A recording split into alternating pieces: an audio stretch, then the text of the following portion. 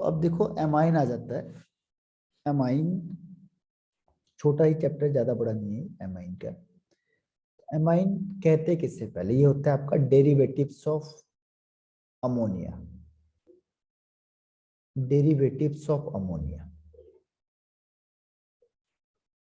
ठीक है। Derivatives of ammonia, ammonia का मतलब NH3 हो गया।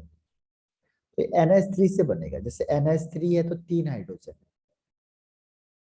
अब अगर आपने एक हाइड्रोजन को रिप्लेस कर दिया और उसकी जगह पे एल्काइल ग्रुप लगा दिया या एराइल ग्रुप लगा दिया, एराइल, एराइल का मतलब एरोमेटिक एल्काइल।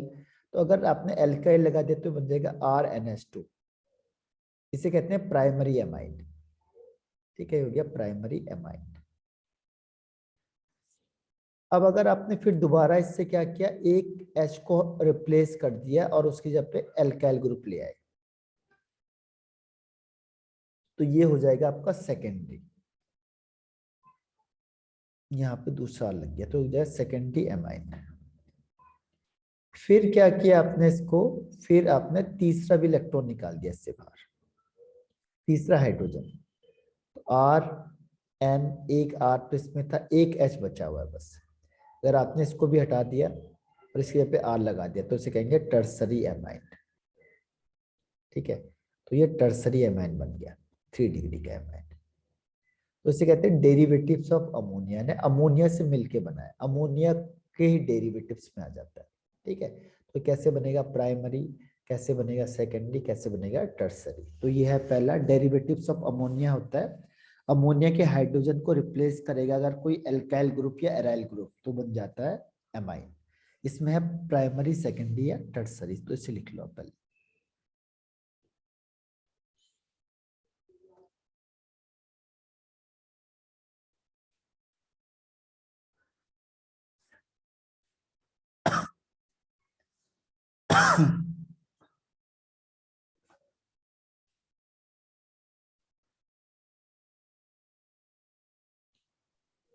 सर लिख लिया। लिख लिया ना। अब देखो इसमें क्लासिफिकेशन भी आ जाता है, वही जो हम अभी कर रहे हैं वही क्लासिफिकेशन में आ जाता है इसके। तो क्लासिफिकेशन में क्या होगा, देखो क्लासिफिकेशन में वही है जैसा भी हमने किया, primary, secondary and tertiary. Classification में मैंने कहा अगर प्राइमरी एमाइन है, तो प्राइमरी एमाइन का मतलब अगर एक एल्काइल ग्रुप लगा, जैसे मैंने कहा CH3NH2, तो ये प्राइमरी है। NH2 ग्रुप लग में एक एल्काइल ग्रुप लगा हुआ है तो प्राइमरी। सेकेंडरी एमाइन में क्या होता है, सेकेंडरी एमाइन किसे कहेंगे, जब दो एल्काइल ग्रुप अटैच होंगे N से, दो एल्काइल का मतलब जैसे CH3 और ये CH3, एक H, तो ये हो गया सेकेंडरी। अब इसमें आता है टर्सरी एमाइन। टर्सरी जब जिसमें 3 एल्काइल ग्रुप अटैच होंगे, 3 एल्काइल ग्रुप, जैसे ये N है, इसमें CH3, CH3 और CH3, तो ये हो गया आपका टर्सरी एमाइन, ठीक है। तो प्राइमरी, सेकेंडरी और टर्सरी एमाइन, तो ये हो गया आपका प्राइमरी एमाइन, ये हो गया आपका सेकेंडरी एमाइन, ये हो गया आपका टर्सरी एमाइन, ठीक है। तो primary, secondary and tertiary amine, तो इसको जनरली R कह देते हैं। अगर ये तो है एलिफेटिक में, ये है एलिफेटिक। अगर ऐसी एरोमेटिक में करेंगे तो एरोमेटिक में कौन सा, बेंजीनिक आ जाएगा। एरोमेटिक की बात करेंगे तो एरोमेटिक में आ जाता है बेंजीन रिंग। बेंजीनिक मतलब ऐसे ही, अगर ये रिंग के साथ NH2 ग्रुप लग गया तो ये बन जाएगा आपका प्राइमरी। और अगर ये रिंग है, इसमें 2 रिंग लग गए तो ये सेकेंडरी बन जाएगा एरोमेटिक में, ठीक है। तो ये बन गया सेकेंडरी। और अगर ये 3 के 3 रिंग बन गए तो ये हो जाएगा आपका टर्सरी, 1, 2 और ये 3, ठीक है। तो ये बन जाएगा आपका टर्सरी, प्राइमरी, सेकेंडरी, टर्सरी,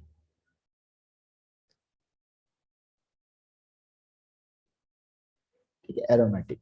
तो ये हो गया प्राइमरी, सेकेंडरी और टर्सरी।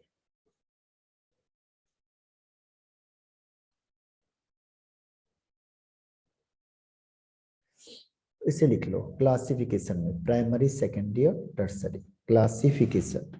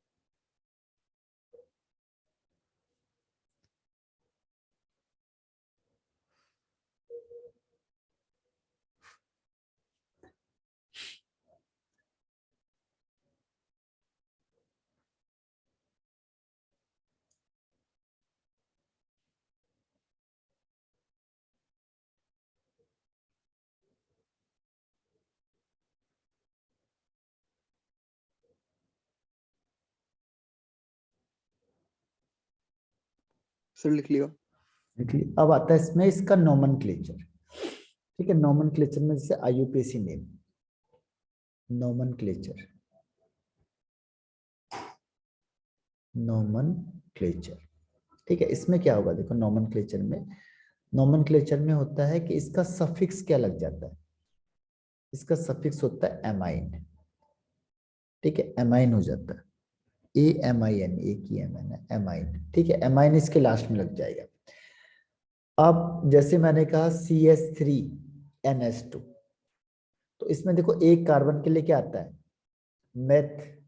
ठीक है, सिंगल बॉन्ड के लिए एन हो गया और इसके पीछे लग जाता है एमाइन। ठीक है, एमाइन इसके लास्ट में जाता है, तो ये हो जाएगा मिथेनामाइन, मिथेनामाइन। इसका ई हट जाता है क्योंकि दो वोवल कभी भी साथ में नहीं आते। ठीक है, तो ये ई रिमूव हो जाता है, ई यहाँ से रिमूव हो जाएगा क्योंकि दो वोवल कभी भी साथ में नहीं आएंगे, हो जाएगा मिथेन एमाइन। ऐसे अगर मैंने कहा C2H5NH2, तो C2 है यानी दो कार्बन हो गए, तो एथ, सिंगल बॉन्ड के लिए एन और एमाइन, तो इथेनामाइन, इथेन एमाइन। ठीक है, इथेनामाइन, तो ये सेकेंड हो गया।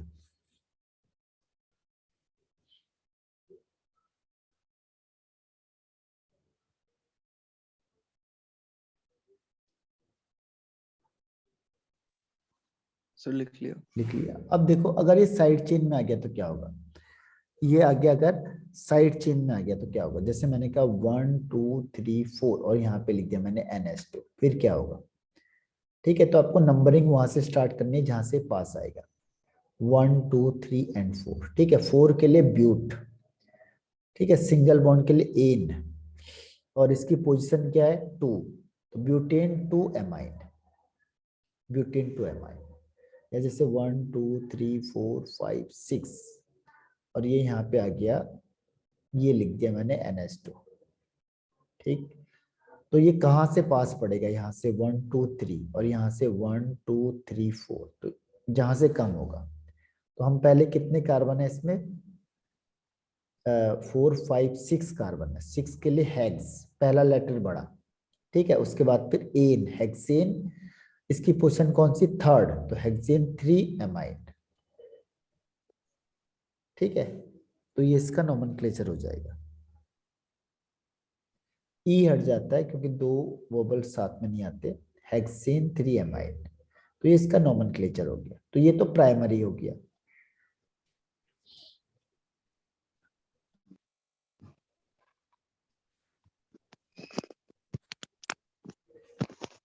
Yes sir. ठीक है, अब प्राइमरी के बाद आता है सेकेंडरी का, क्या होगा सेकेंडरी। सेकेंडरी का मतलब जैसे दो हो गए, जैसे मैंने कहा ये C है, इसमें यहाँ पे लग गया NH। ठीक है, और यहाँ पे भी C लग गया, CH3 तो ये सेकेंडरी हो गया। अब इसका नाम क्या होगा। ठीक है, तो इसमें मेन चेन मानना है, इसको मेन चेन मानो। अब इसमें क्या लिखते हैं, इसको लिखेंगे N, इसमें 1 2 3 नहीं होता, ध्यान रखना, N के बाद ये मिथाइल, कौन सा एक कार्बन है तो मैथ, उसके पीछे YN, तो जगह N मिथाइल। ठीक है, अब ये साइड चेन लिख लिया आपने, फिर उसके बाद मेन चेन में देखो एक ही कार्बन है, तो मेथ, एन और ये एमाइन, तो मिथेनामाइन, तो इसका नाम हो जाएगा N मिथाइल मिथेनामाइन। ठीक है, मेन कार्बन में एक कार्बन है तो इसको उसी को कनेक्ट करना पड़ेगा, तो N मिथाइल मिथेनामाइन।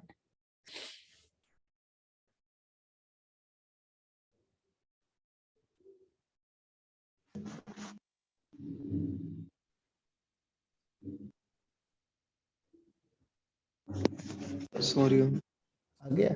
अब देखो अगर यहाँ पे मैंने लिख दिया C2H5 और यहाँ पे लिख दिया मैंने NH और यहाँ पे लिख दिया CH3, तो अब आपके पास दो आ गए अलग अलग, ये CH3 ये C2H5 है, तो जो बड़े कार्बन वाला है उसको मेन मानना है, जो बड़े कार्बन है, तीन दो वाला ज्यादा है, इसको साइड चेन में, तो साइड चेन में क्या होगा N मिथाइल। ठीक है, N मिथाइल तो साइड चेन वाला हो गया। अब इसमें कितने हैं मेन में, दो कार्बन, तो इथेन, इथेन एमाइड, इथेनामाइड। ठीक है, तो हो जाएगा एन मिथाइल इथेनामाइड। अगर दोनों में दो दो कार्बन आ गए तो अब किसी को भी मेन मान सकते हो, किसी को भी मेन मान लो, तो ये मेन मान लो। अब इसमें क्या होता है, एन इथाइल, एन इथाइल। ठीक है, एन इथाइल, एन में इथाइल लग जाएगा, उसके बाद फिर इथेनामाइड, एन इथाइल इथेनामाइड। तो ये इसका नाम हो गया एन इथाइल इथेनामाइड। तो ये सेकेंडरी वाला हो गया। Yes sir. ठीक है, लिख लिया इसे। हाँ अब अगर टर्सरी वाला आ गया, टर्सरी का, टर्सरी मतलब जहां पे 3 कार्बन है। जैसे मैंने एन लिखा है, यस यहाँ पे लिख दिया मैंने CH3, यहाँ पे लिख दिया मैंने C2H5, यहाँ पे लिख दिया मैंने C3H7। तो अब इनमें से ये नाइट्रोजन उसके साथ जाएगा जिसमें सबसे ज्यादा कार्बन है।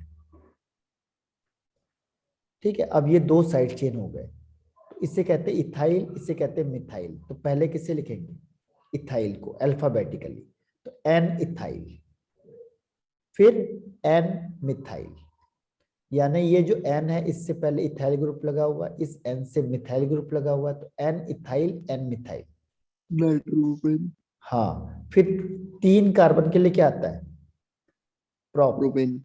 हाँ, सिंगल बॉन्ड के लिए एन, और ये एमाइन, प्रोपेनामाइड। ठीक है, तो पहले ये देखो एन इथाइल, फिर एन मिथाइल, फिर प्रोपेन एमाइन। प्रोपेन एमाइन का मतलब ये मेन आ गया, तो प्रोपेन इसका हाँ नाम हो समझ गया, गया। ये एमाइन हो गया प्रोपेनामाइड। अगर दोनों सेम हो गए फिर क्या करेंगे, देखो यहाँ पे है C2H5, C2H5, और यहाँ पे C4H9। तो इसको मेन मानो। ठीक है, मेन मानने के बाद ये इथाइल, ये इथाइल हो गया, तो क्या हो जाएगा ये एन एन डाई इथाइल। क्योंकि अब दोनों सेम आ गए तो एन एन डाई इथाइल, दोनों एन लिखने, क्योंकि एन में ये है, एन में ये है, तो एन एन डाई इथाइल। उसके बाद फिर 4 कार्बन के लिए क्या आ जाएगा, ब्यूट, सिंगल बॉन्ड के लिए एन, ब्यूटेन एमाइन। हाँ इसके लिए एमाइन वर्ड यूज होता है, तो ब्यूटेनामाइन। ठीक है, तो ये इसका नाम हो गया N N di ethyl butanamine. Sir आपकी आवाज नहीं आ रही। हाँ, अब आ जाएगी, वो बीच बीच में नेटवर्क दिक्कत कर जाता है ना कई बार। हाँ भाई, अगर इसमें सारे ही सेम हो तो। हाँ, अभी करते हैं, पहले से लिख लो। Yes sir.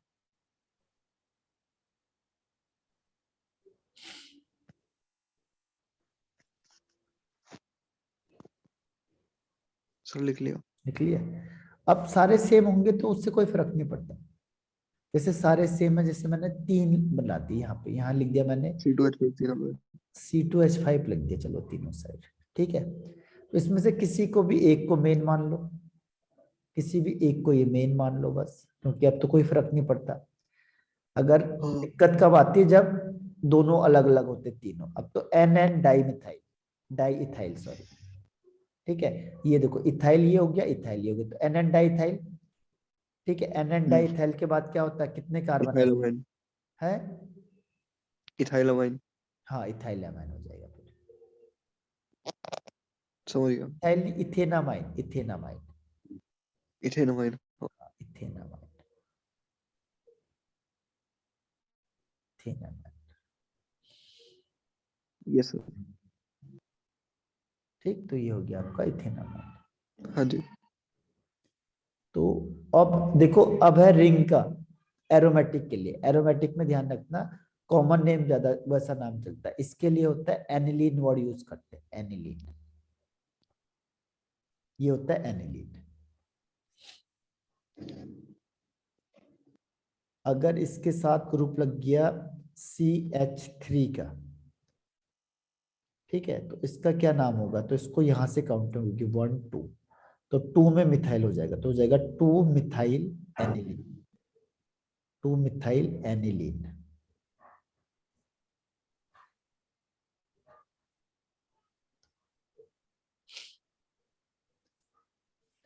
या फिर इसको हम कह सकते हैं ऑर्थो मिथाइल, ऑर्थो, क्योंकि ऑर्थो पोजिशन में है तो ऑर्थो मिथाइल एनिलीन ऐसा भी कह सकते हैं। Yes sir. ठीक है, अगर इसमें 2-3 ग्रुप लग गए फिर क्या होगा, पहले से लिख लो।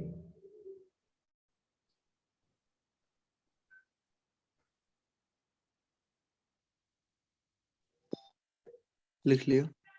अब देखो क्या होगा, अगर मैंने सपोज यहाँ पे क्या किया, एन लिखा, यहाँ पे लिख दिया मैंने C2H5, यहाँ पे भी C2H5 और यहाँ पे रिंग बना दी।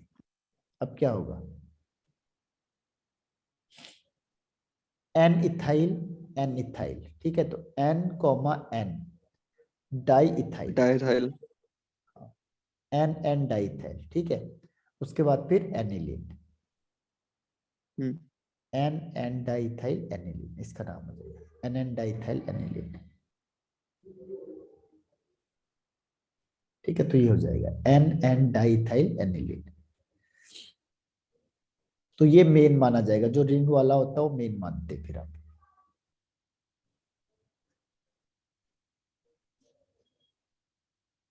Yes sir. ठीक है, तो ये इसके नोमेनक्लेचर में आ गया। तो नोमेनक्लेचर में इस तरीके के रूल होते हैं। अब आता है इसका मेथड ऑफ प्रिपरेशन। ठीक है, तो थोड़ा बहुत टाइम तो होगा ना, अभी तो कोई दिक्कत तो नहीं है। हाँ 4-5 मिनट होंगे। तो इसमें हम लोग इसको करते हैं फिर, इसमें तो आपका सर आ रहे होंगे ना। अच्छा, हाँ हाँ हाँ, चलो एक एक बता देता हूँ बस मैं मेथड प्रिपरेशन में, बस फिर हाँ। Method of preparation. तो ये लगभग कल ये खत्म हो जाएगा आपका एमाइन भी, ओके सर। छोटा सा ये, इसमें ज्यादा नहीं है। और उसके बाद फिर बायोमोलिक्यूल्स हमने एक बार पहले भी पढ़ा था, इसको दोबारा पढ़ लेंगे। और एक है आपका एल्डिहाइड कीटोन वाला, है ना। हाँ।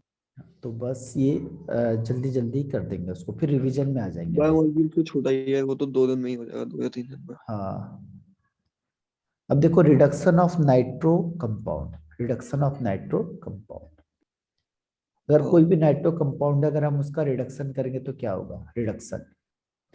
तो रिडक्शन का मतलब क्या होता है, जैसे नाइट्रो ग्रुप है, ठीक है, ऑक्सीजन को अब उठा दिया।